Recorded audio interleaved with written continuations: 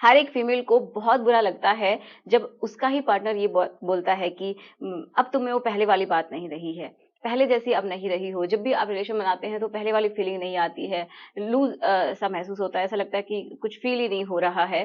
तो चाहे वो फीमेल कुछ भी ना कहे, लेकिन उसको बहुत बुरा लगता है एंड उसकी भावनाओं को ठेस पहुंचती है।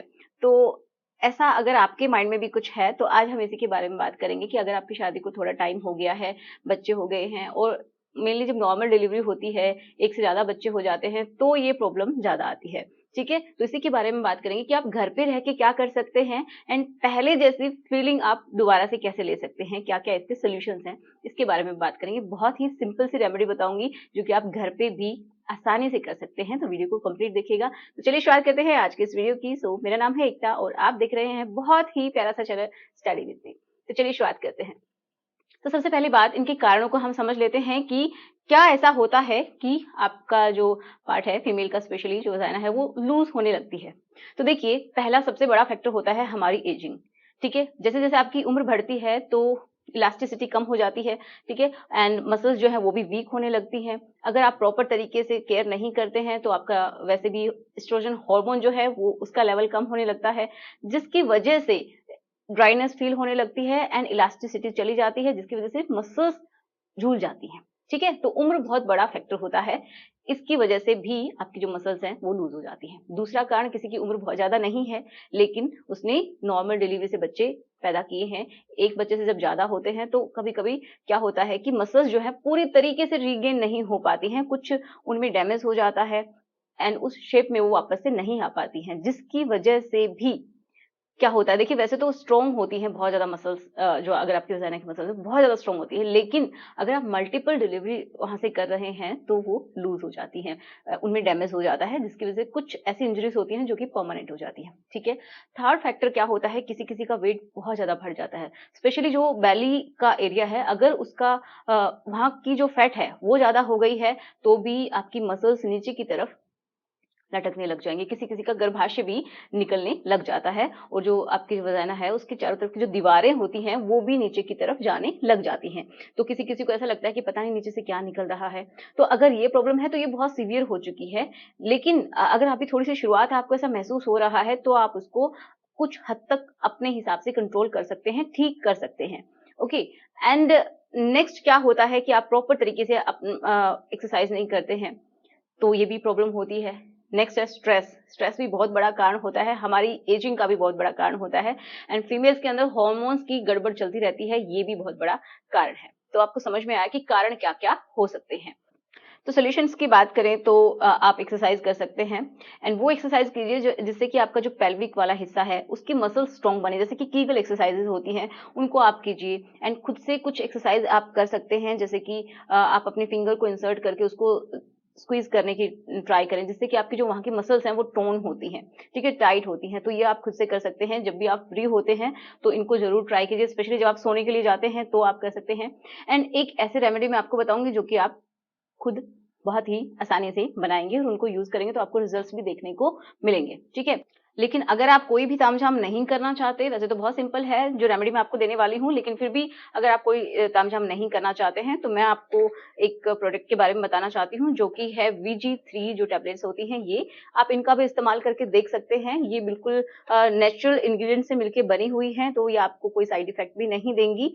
एंड इसके अंदर देखिए क्या क्या है, इसमें जूही है, माचूफल है, गुलाब है, सुहागा है। तो इस तरीके के इंग्रेडिएंट्स हैं जो कि आपकी वहाँ की जो मसल्स हैं वजाइना की, उनको टोन करने का काम करती हैं। ठीक है, तो उससे क्या होगा कि आपकी जो आपको फील होता है ना कि बहुत ही लूज हो गई है, कोई फीलिंग नहीं आ रही है, तो आपके लिए अच्छा काम करेंगी।